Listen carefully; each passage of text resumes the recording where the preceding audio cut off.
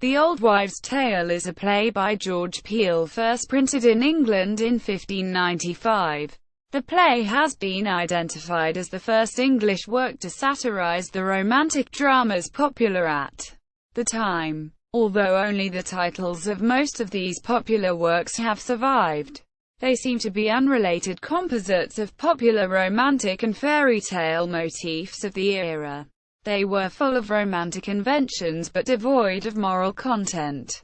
Peele here presents an amiably ironic and exaggerated version of such a play.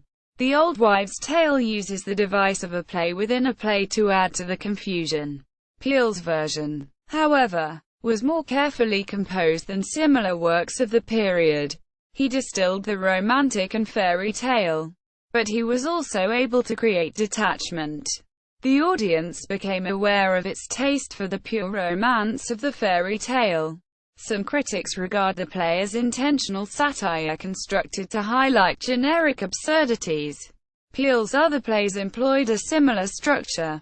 The play has been criticized as a confusing jumble of theatrical nonsense, and for being a burlesque. However, some praised it as a charming fantasy, an innocent sentimental comedy. Others have called it a fantastical comic romance.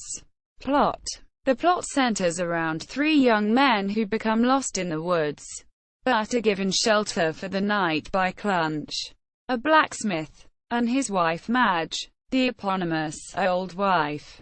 During their stay, one retires to bed with Clunch, while the other two are entertained by their hostess, who tells them a fairy tale, which, to her surprise, comes to life, her characters appearing and telling it for her.